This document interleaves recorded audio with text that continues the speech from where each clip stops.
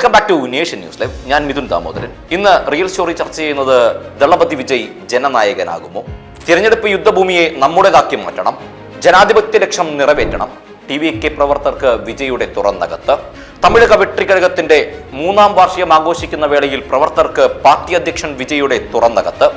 പനയൂരിലെ party ആസ്ഥാനത്ത് നടത്തുന്ന പ്രസംഗത്തിന് മണിക്കൂറുകൾക്ക് മുമ്പാണ് അണികൾക്ക് അദ്ദേഹം കത്തെഴുതിയത്. വ്യക്തത, തന്ത്രം, അർപ്പണബോധം എന്നിവയിലൂടെ രാഷ്ട്രീയ അംഗീകാരത്തിലേക്ക് നീങ്ങാൻ വിജയ് അനുയായികളോട് ആഹ്വാനം ചെയ്തു കഴിഞ്ഞു. ജനങ്ങളുടെ വലിയ പിന്തുണയോടെ പാർട്ടി അതിന്റെ ജനാധിപത്യ ലക്ഷ്യം തീർച്ചയായും നിറവേറ്റുമെന്നും വിജയ് കത്തിൽ പറയുന്നു. ഒരു പ്രധാന രാഷ്ട്രീയ ശക്തിയായി മാറുന്നതിന് മുമ്പ് നാം ഒരു പ്രസ്ഥാനമായി ജനങ്ങൾക്കൊപ്പം നിന്നുവെന്ന് സംസ്ഥാനത്തിനറിയാം. പരമ്പരാഗത പാർട്ടികളിൽ നിന്ന് വ്യത്യസ്തമായ TVK ഒരു ജനകീയ രാഷ്ട്രീയ ശക്തിയാണ്. സാധാരണക്കാരനെ രാഷ്ട്രീയമായി ശാക്തീകരിക്കുന്ന യുദ്ധവിജയ പെരുമ്പറയായി പാർട്ടി മാറും.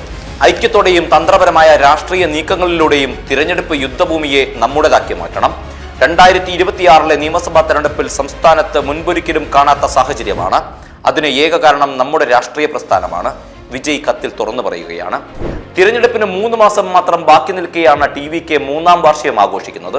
സഖ്യങ്ങളെക്കുറിച്ചും സ്ഥാനാർത്ഥി നിർണയത്തെക്കുറിച്ചും ഇപ്പോഴും ഊഹാപോഹങ്ങൾ നിലനിൽക്കുകയാണ്. സമാന ചിന്താഗതിയിലുള്ള ശക്തികൾക്ക് അധികാരത്തിൽ പങ്കാളിത്തം വിജയ് വാഗ്ദാനം ചെയ്തിട്ടുണ്ടെങ്കിലും ഇതുവരെ ഒരു പാർട്ടിയും TVKയുമായി ഔദ്യോഗികമായി കൈകോർത്തിട്ടില്ല. ചെന്നൈയിലെ ഒരു മണ്ഡലത്തിൽ വിജയ് തന്നെ മത്സരിച്ചേക്കുമെന്നാണ് സ്ഥിരീകരിക്കാത്ത റിപ്പോർട്ടുകൾ. കഴിഞ്ഞ വർഷം കരൂരിലെ റാലിയിലുണ്ടായ തിക്കിലും തിരക്കിലും പെട്ട് 41 പേർ മരിച്ച സംഭവം പാർട്ടിയെ ബാധിച്ചിരുന്നു.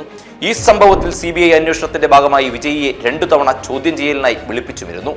BJPയെ തന്റെ ആദർശ ശത്രുവെന്നും ഭരണകക്ഷിയായ DMKയെ രാഷ്ട്രീയ ശത്രുവെന്നുമാണ് വിജയ് വിശേഷിപ്പിച്ചത്.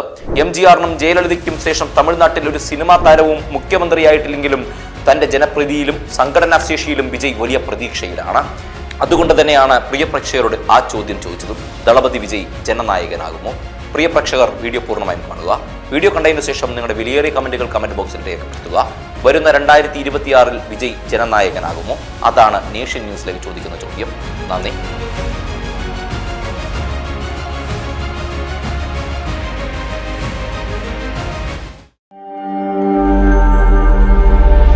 നേഷൻ ന്യൂസ് ലൈവ്, സത്യം, ചരിത്രം, വർത്തമാനം.